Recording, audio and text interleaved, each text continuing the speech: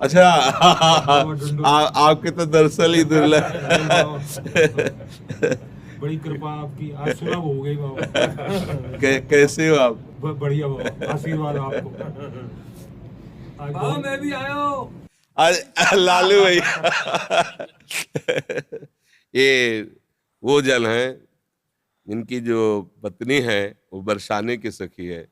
जब हमें कहीं रोटी नहीं मिलती तो आखिरी घर में इनके जाते थे मांगने और कहते कि राधे बाबा मिली, तुम चुप हो। नहीं मिली बाबा ना, हाँ माता जी नहीं। अरे बैठो बाबा बैठो, बैठ नहीं मतलब एक जगह पाना। अरे बाबा हमारी श्री जी का तू है, काहे को सब प्रपंच सोचता है, एक जगह पर बैठ।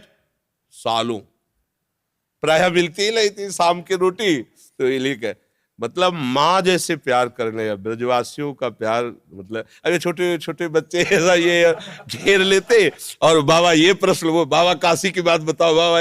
मतलब ब्रजवासियों का जो प्रेम है ना, वही भगवत प्रेम प्रदान करता है, ब्रजवासी कृपा।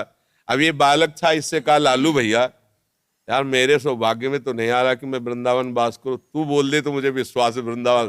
बोले जा बाबा हो जाएगा वृंदावन। लालू को दे दियो वो होली की वो मैंने ललता ने भेजी है बाबा। अच्छा अच्छा प्रसादी बाबा चुंदरी बरसाने गई ना बाद होली वाले दिन, जी, तो बाद में लाडली जी की बाबा बहुत बहुत उनकी ओढ़ी भैया महाराज जी, ओढ़ी भैया। श्री जी की चरण प्रसादी हो। जी, जय हो।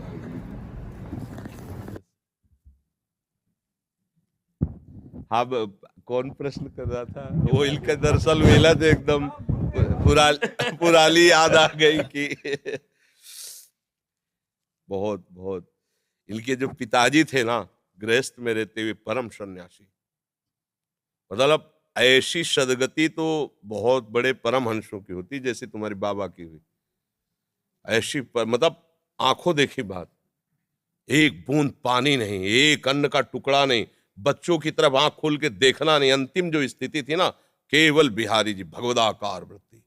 सर हमें लगता कई दिन तक ऐसी स्थिति रही कि उन्होंने पानी भी नहीं पिया। बरसाने बोले दर्शन करके आऊंगो, बरसाने से दर्शन करके जैसे ही घर आए बोले आज से मेरा अन्न बंद है। हाँ, अन्न नहीं लूंगा, खाली दूध लूंगा और ठाकुर जी को चरणामृत। आखिरी दिनों में ऐसा सूख के शरीर, ऐसे जैसे योगियों का प्राण जाता है ना, ऐसे इनके बाबा बिल्कुल निरपेक्ष, ना बच्चा न बच्ची न बहू, किसी से कोई मतलब, गृहस्थ और जीवन भी सन्यासी जैसा। 4 बजे तड़के लंगोटी पहन करके यमुना किनारे भीषण सर्दी में, जहां अच्छे अच्छे काप जाए इनके बाबा, ऐसे फिर चिड़ियों को लमकी लाला सब। कोई संत अगर प्रणाम कर दे तो तुम्हें तुम्हारे गुरु और इष्ट की कसम है, अगर प्रणाम किया ऐसे कहा, बिल्कुल इस सख्त। ये गृहस्थ जन नहीं है, ये ब्रजवासी भगवत स्वरूप है। मन में भाषा में जी आती है उनकी बाबा, मैं अपने मनी मन में आपसे कभी कही नहीं, आज कह रहा हूँ बाबा चैन से रहो, चक्र भोजन करो, तुम्हें ठाकुर जी मिल जाए, जी बात कहते हो। हमें पता है आप सबके आशीर्वाद से ही, नहीं तो कब, तो देखो इनकी रोटी पा करके हम जिए हैं। आज भी बच्चा भगवत कृपा से हमारे भोजन में पहले ब्रजवासी करना आता है। 3-4 ब्रजवासी हैं जिनकी रोटियां आती हैं, तो हम जीते भी ब्रजवासी। देखो चाहे जो कचू भी हो, एक बात काम की बात, ये सब तो बात तो बहुत है। अब कोई दिन जब चिंतन में एकांत में बैठो तो एक बार बाबा श्री जी से ठाकुर जी से कह दियो कि तुम्हारा अधम बालक है, बाबा ध्यान रखियो। क्या ध्यान में रखना है उनको? बस ध्यान में जी रखियो बाबा कि हमारा जन्म व्यर्थ नहीं चला। वो तो पास है, वो तो व्यर्थ होला ही नहीं। ये तो पक्का आप समझो, जब आप खेलने खालने तो बड़े बड़े सिद्धों की चरण धूल पड़ी ता तुम्हारा जन्म हुआ है। इस बात को तो भूल जाओ, तुम इस बात को भूल जाओ कि कोई गति या दुर्गति, ये किसी साधन वाला क्षेत्र नहीं है। भजन भजन तो हुए ना, उसकी चिंता भी मत करो। काहू के बल भजल को काहू के आचार, और ब्यास भरोसे कुंवर के सोवत पाव पसार। अगर आपको ऐसा है कि बाबा हमारे बिहारी जो हमारे, तो आप निश्चिंत रहो, पासबुक बनी बनी है एकदम, बस वो बैंक से निकालना है केवल, बिल्कुल पक्का समझो। वृंदावन में लिखो रहे ना, मेरा वृंदावन ऐसे मेरे बाबा। बाबा जो कहते ना ये इनके प्रकार चाहे कछु भी हो कैसे भी हो, कोई ना कोई संत भगवान स्वरूप में ऐसे ही 9 बजे तक दोनों लगे रहते।